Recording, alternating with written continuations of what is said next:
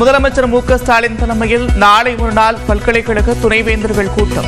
உயர்கல்வியை மேம்படுத்துவது குறித்து ஆலோசிக்கப்படும் என்றும் தகவல்.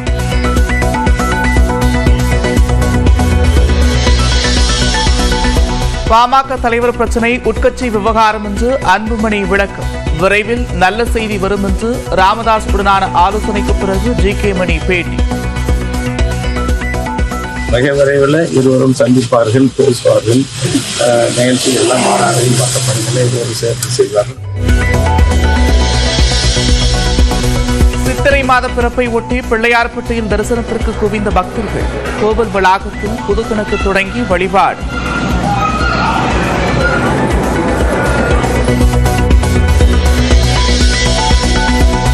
அம்பேத்கர் பிறந்தநாளை ஒட்டி அவரது சிலைக்கு மரியாதை செலுத்திய குடியரசுத் தலைவர்.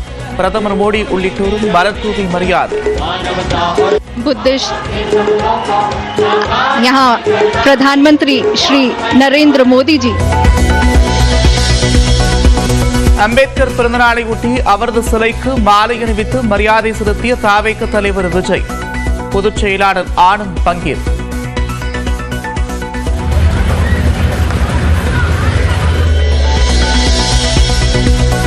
திருத்தணி, ஈரோடு, மதுரை, திருச்சி மற்றும் வேலூரில் சதமடித்த வெயில். இன்றும் நாளையும் இயல்பை விட 4 டிகிரி செல்சியஸ் வரை வெப்பநிலை உயரக்கூடும் என வானிலை ஆய்வு மையம் கணிப்பு. வங்கக்கடலில் இன்று நள்ளிரவு முதல் அமலுக்கு வருகிறது மீன்பிடி தடைக்காலம். மீன்களின் விலை அதிகரிக்க வாய்ப்பு.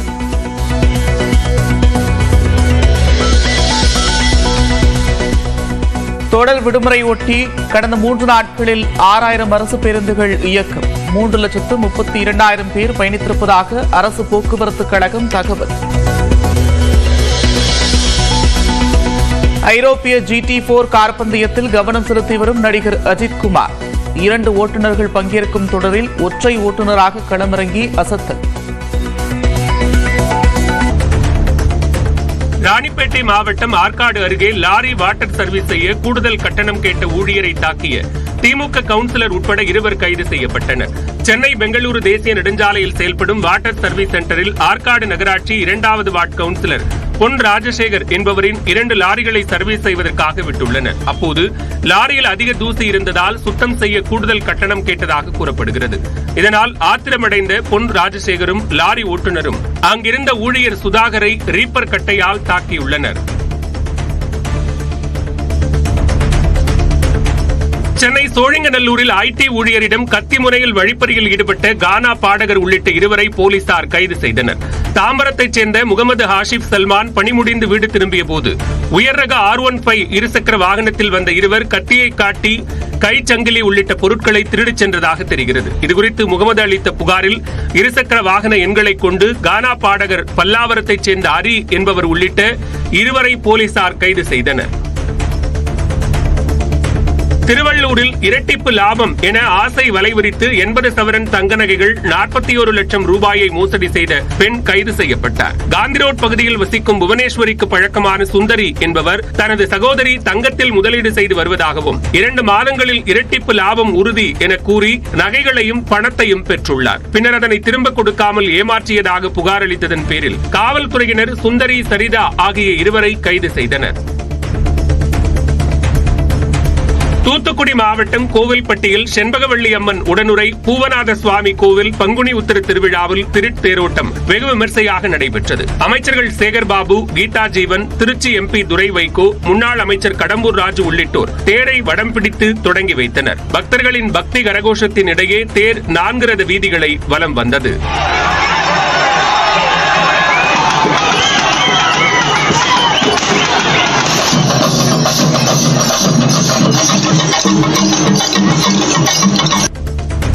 விருதுநகரில் சாலை விபத்தில் மூளைச்சாவடைந்த கூலி தொழிலாளியின் உடல் உறுப்புகள் தானமாக வழங்கப்பட்டன. வெள்ளக்கோட்டையைச் சேர்ந்த 58 வயதான கூலி தொழிலாளி மாரிமுத்து கடந்த 10ஆம் தேதி இருசக்கர வாகனத்தில் சென்றபோது நிலை தடுமாறி கீழே விழுந்து பலத்த காயமடைந்தார். இதனையடுத்து விருதுநகர் அரசு மருத்துவமனையில் அனுமதிக்கப்பட்ட அவருக்கு மூளைச்சாவு ஏற்பட்டது. இதனையடுத்து அவரது உடல் உறுப்புகள் தானமாக வழங்கப்பட்டன. மாரிமுத்துவின் உடலுக்கு விருதுநகர் அரசு மருத்துவக் கல்லூரி முதல்வர் ஜெய்சிங் மாலை அணிவித்து அரசு சார்பில் மரியாதை செலுத்தினார். புதுக்கோட்டை மாவட்டம் அறந்தாங்கி அருகே கீழக்குடி காரவயல் கிராமத்தில் ஸ்ரீ வேலடி முருகன் கோவில் பங்குனி உத்திர திருவிழாவை முன்னிட்டு மாட்டுவண்டி எல்கை பந்தயம் நடைபெற்றது. மதுரை, திருச்சி, தஞ்சை, சிவகங்கையிலிருந்து வந்திருந்த 100க்கும் மேற்பட்ட மாட்டு வண்டிகள் போட்டியில் பங்கேற்றன. பெரிய மாடு, கரிச்சான் மாடு, தேன்சிட்டு மாடு என 3 பிரிவுகளில் போட்டி நடத்தி ஒவ்வொரு பிரிவிலும் முதல் 3 இடங்களை பிடித்த மாடுகளின் உரிமையாளர்களுக்கு ரொக்கப்பரிசும் கோப்பையும் வழங்கப்பட்டது. தஞ்சை மருத்துவக் கல்லூரி மருத்துவமனையில் அதிகரித்து வரும் குரங்குகளின் தொல்லையால் நோயாளிகளும் பொதுமக்களும் அவதிக்குள்ளாகியுள்ளனர். நோயாளிகள் சிகிச்சை பெறும் வார்டுகள், பொதுமக்கள் காத்திருப்பு அறைகளில் ஏராளமான குரங்குகள் அங்கும் இங்கும் தாவி குதித்து சேட்டை செய்கின்றன. உணவுப் பொருட்களை பறித்து செல்வது, கையில் வைத்திருக்கும் பொருட்களை பிடுங்கிச் செல்வது என மக்களை அவதிக்குள்ளாக்கும் குரங்குகளை பிடித்துச் செல்ல நடவடிக்கை எடுக்க வேண்டும் என்ற கோரிக்கை வெளுத்துள்ளது.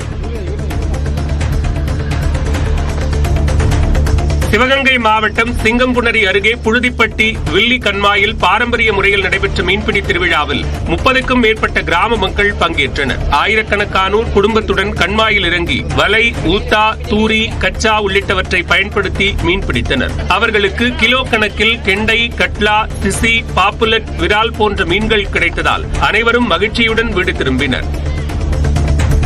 திருப்பூர் மாவட்டம் அவிநாசியில் பெண் பணியாளருக்கு பாலியல் தொல்லை அளித்ததாக துணிக்கடை உரிமையாளர் கைது செய்யப்பட்டார். கொச்சின் சேலம் தேசிய நெடுஞ்சாலை அருகே சிவகாசியைச் சேர்ந்த செல்வப்பெருமாள் துணிக்கடை வைத்து நடத்தி வருகிறார். இந்த கடையில் பணியாற்றிய 21 வயது பெண்ணுக்கு செல்வப்பெருமாள் பாலியல் தொல்லை கொடுத்ததாக காவல் நிலையத்தில் புகார் அளிக்கப்பட்டது. இதனை விசாரித்த காவலர்கள் செல்வப்பெருமாள் மீது பெண் வன்கொடுமை உள்ளிட்ட 2 பிரிவுகளின் கீழ் வழக்கு பதிவு செய்து கைது செய்துள்ளனர். கிருஷ்ணகிரி மாவட்டம் போச்சம்பள்ளி காவல் நிலையம் முன்பு மதுபோதை ஆசாமி அரை நிர்வாணத்தில் தர்ணாவில் ஈடுபட்டது பரபரப்பை ஏற்படுத்தியது. மயிலம்பட்டியைச் சேர்ந்த சரவணன் என்பவர் தன் மீது பொய்யாக வழிப்பறி வழக்கு பதிவு செய்யப்பட்டுள்ளதாக கூறி 1 மணி நேரத்திற்கும் மேலாக போராட்டத்தில் ஈடுபட்டார். மேலும் காவல்துறையினர் 20,000 ரூபாய் பணம் கேட்டு தனது மனைவியை துன்புறுத்தியதாகவும் சரவணன் குற்றச்சாட்டை முன்வைத்தார். ஜம்மு காஷ்மீரில் ஊடுருவ முயன்ற 3 பயங்கரவாதிகள் சுட்டுக் கொல்லப்பட்ட நிலையில் அவர்களிடமிருந்து ஆயுதங்கள் மற்றும் வெடிமருந்துகள் பறிமுதல் செய்யப்பட்டன. கிஷ்த்வார் மாவட்டம் தந்து என்ற பகுதியில் பாகிஸ்தானிலிருந்து ஊடுருவிய பயங்கரவாதிகள் மீது உள்ளூர் காவலர்களுடன் இணைந்து பாதுகாப்பு படையினர் துப்பாக்கிச் சூடு நடத்தினர். இதில் 3 பயங்கரவாதிகள் கொல்லப்பட்டனர். இந்நிலையில் அவர்களிடமிருந்து AK-47 ரக துப்பாக்கிகள், M4 ரக ரைபிள், 100க்கும் மேற்பட்ட துப்பாக்கி குண்டுகள் பறிமுதல் செய்யப்பட்டன. உத்தரகாண்ட் மாநிலம் கோட்வாரில் வனப்பகுதியில் ஏற்பட்ட தீயை கட்டுப்படுத்தும் பணியில் வனத்துறையினர் ஈடுபட்டுள்ளனர். அடர்ந்த காடுகளுக்கு பெயர் போன கோட்வாரில் கோடை வெப்பம் காரணமாக தீ விபத்து ஏற்பட்டதாக தெரிகிறது. இந்த நிலையில் தீயை அணைக்கும் பணியில் வனத்துறையுடன் இணைந்து 100க்கும் மேற்பட்ட தீயணைப்பு வீரர்கள் ஈடுபட்டுள்ளனர். உத்தரகாண்ட் மாநிலம் ஹரித்வாரில் சாலையில் சுற்றித் திரிந்த யானையால் வாகன ஓட்டிகள் அச்சமடைந்தனர். ஹரித்வார் டெல்லி தேசிய நெடுஞ்சாலையில் உள்ள பஹாராபாத் சுங்கச்சாவடி அருகே வனத்திலிருந்து வெளியேறிய யானை சுற்றித் திரிந்தது. இதனால் அவ்வழியாக சென்ற வாகன ஓட்டிகள் அச்சத்துடன் அந்த பகுதியை கடந்து சென்றனர். யானையை வனத்திற்கு அனுப்பும் பணியில் வனத்துறையினர் ஈடுபட்டுள்ளனர்.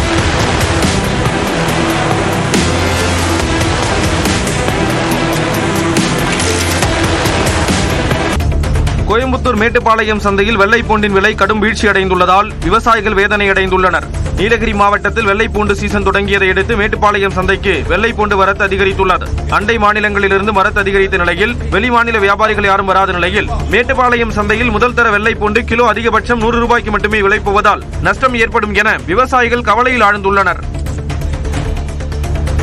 தேனி மாவட்டம் ஆண்டிப்பட்டி அருகே ஊராட்சி ஒன்றிய அலுவலகத்தை வேறு இடத்திற்கு மாற்றம் செய்ய கிராம மக்கள் எதிர்ப்பு தெரிவித்து முற்றுகை போராட்டத்தில் ஈடுபட்டனர். மயிலாடும்பாறை கிராமத்தில் இயங்கி வரும் கடமலை மயிலை ஊராட்சி ஒன்றிய அலுவலக கட்டடத்தை இடித்துவிட்டு 6 கோடி ரூபாய் செலவில் புதிய கட்டடம் கட்ட திட்டமிடப்பட்டுள்ளது. தற்காலிகமாக ஊராட்சி ஒன்றிய அலுவலகத்தை கடமலைக்குண்டு கிராமத்தில் உள்ள திருமண மண்டபத்திற்கு மாற்றும் முடிவுக்கு கிராம மக்கள் எதிர்ப்பு தெரிவித்ததால் அதே கிராமத்திற்குள் மாற்ற முடிவு செய்யப்பட்டது. திருவள்ளூர் மாவட்டம் பாடியநல்லூர் அங்காள ஈஸ்வரி அம்மன் கோயிலில் தீமிதி திருவிழா வெகு விமர்சையாக நடைபெற்றது. இதில் 5000த்திற்கும் மேற்பட்ட பக்தர்கள் காப்பு கட்டி விரதமிருந்து முளைப்பாரி எடுத்தும் கரகம் ஏந்தியும் தீக்குண்டம் இறங்கி நேர்த்திக்கடன் செலுத்தினர். திருவிழாவில் ஏராளமான பக்தர்கள் பங்கேற்று அம்மனை தரிசனம் செய்தனர்.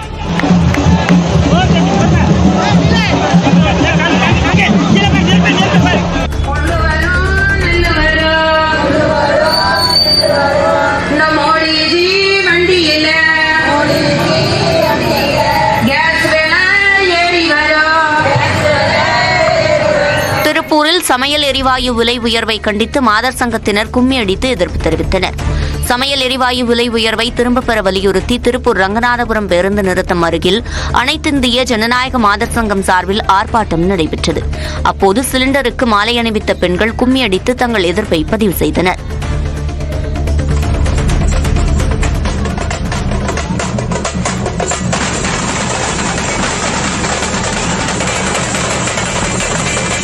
தஞ்சை மாவட்டம் சோழபுரம் வீரனார் கோயிலில் கிடாவெட்டு திருவிழா களைகட்டியது. சுமார் 2000 கிலோ கறி சமைத்து 10,000 பேருக்கு அசைவ விருந்து தடல் புடலாக பரிமாறப்பட்டது. இதில் 32 கிராமங்களைச் சேர்ந்த ஏராளமானோர் பங்கேற்று கறி விருந்து சாப்பிட்டு வீரனாரை வழிபட்டு சென்றனர். நாகை மாவட்டம் கோடியக்கரையில் நாய்கள் விரட்டியதால் கடலில் விழுந்த புள்ளிமான் உயிரிழந்தது. கோடியக்கரை வன உயிரின சரணாலயத்திலிருந்து கடற்கரை பகுதிக்கு வந்த ஆண் புள்ளிமானை நாய்கள் விரட்டியுள்ளன. இதனால் கடலில் குதித்த மான் கடல் நீரை அதிக அளவில் குடித்ததால் உயிரிழந்தது. உடலை மீட்ட வனத்துறையினர் உடற்கூறாய்விற்கு அனுப்பி வைத்து விசாரித்து வருகின்றனர். ராணிப்பேட்டை மாவட்டம் வாலாஜாப்பேட்டை அருகே இருசக்கர வாகனத்தின் மீது ஆட்டோ மோதியதில் பெண் ஒருவர் பரிதாபமாக உயிரிழந்தார். வாலாஜாப்பேட்டை சுங்கச்சாவடி அருகே சாலையில் நின்று கொண்டிருந்த இருசக்கர வாகனத்தின் மீது எதிரே வந்த ஆட்டோ நேருக்கு நேர் மோதியது. இதில் காஞ்சிபுரத்தைச் சேர்ந்த சாமுண்டீஸ்வரி என்பவர் சம்பவ இடத்திலேயே உயிரிழந்தார்.